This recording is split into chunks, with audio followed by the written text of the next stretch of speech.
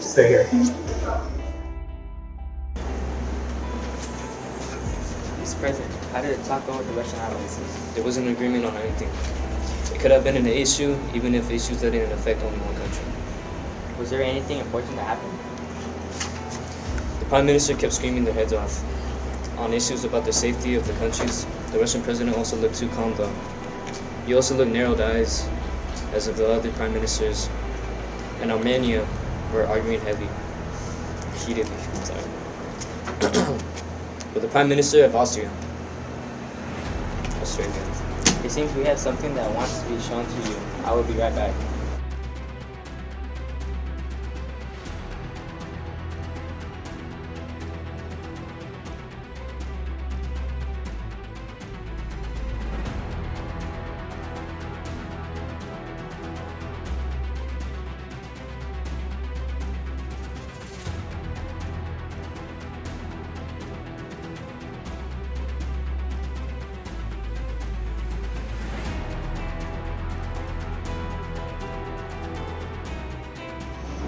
Seems the Russian president is very angry. Now we are at risk. He would definitely call on his allies to back him if we simply ignore him. We must avoid war at all costs as well. Our country will not survive multiple bombings from Russia, and Russia will stay together after we drop our nuke on them. If we go to war, the war will suffer, not just those involved together. No, not just involved. The world will not survive another war with the level of destruction this technology offers. We need to reach a conclusion which both sides are conflict. If not, it will be the end of humanity and all living things as well. We shall do, Mr. President. This is a desperate gamble, but we don't have much of a choice. I will forth a meeting between the Russian president, both there, and our allies, and I. Mr. President, how do you feel about the peace talks? As leaders, I feel like we have to feel more. Oh my God! As leaders, we must decide what is best for the people and the world. I believe that Russia can be reasoned with, and we can stop this altercation. Thank you. Hello, Mr. Russian President. I'd like to talk to you for the Washington Post. How do you feel about U.S. and its allies? Is there any conflicts regarding their decisions or anything in general?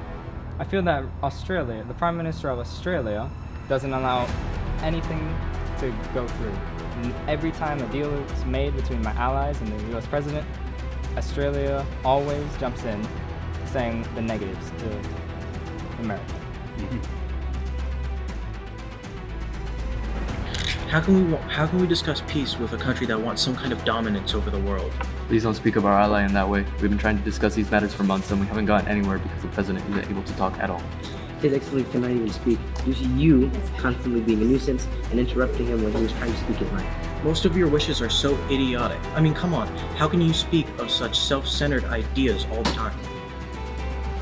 Why would it be important to look out for others than the ones in our country? Because if everything becomes inhabitable, everything will... I'm sorry, but due to the problematic nature of your ally, we have not been able to resolve anything for months since we began discussions since the beginning of the year. We try to compromise, your ally goes against everything we try to do. We try to make a deal, your ally jumps in to tell you how to affect you negatively. We try to make trades with one another, your ally tells you I'm only looking to close the gap in power between us. No. As you can see, I couldn't even finish my statement because your ally tried to go against me. Mr. President, with all due respect, this cannot continue when we try to negotiate. If your ally views me and my comrades as the enemy, maybe I'll just play the part and attack. Most of the negotiations given to us by you always end up with us wanting some type of control over the topic. We should negotiate about it. If it's about global warming, you want us to create some alternative energy power. Grants for trade. If it's about a deal to create trades for goods and resources, you want to trade the resources you're abundant in with the resources you don't have a mass supply of. We want some profits to help the country. We are a world power, and it's reasonable to try and use the benefits. It does sound like a good idea. However, you're always cautious or do not want us to also have our own power grids to use for profit.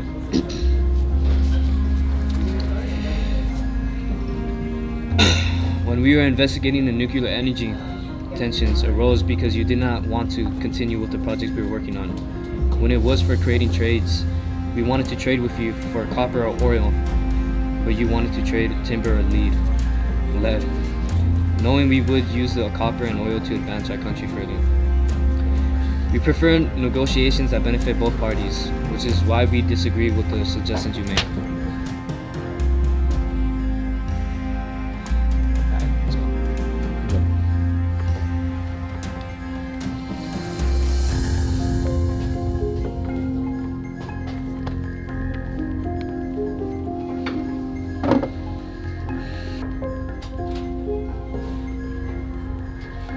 Hello, Mr. President. Due to some business between the Russian and Armenian leaders, I have come to tell you that both Russia and its allies are pleased with the negotiations that occurred during the heated meeting. To help the economy and certain parts of the quality of life for the citizens of the world, we have begun to build our own alternative fuel plants and still plan on doing trades while sharing resources to try and make efforts to convert more renewable sources of energy. That is all I have to say for today. I will see you soon, Mr. President. Press is waiting for me.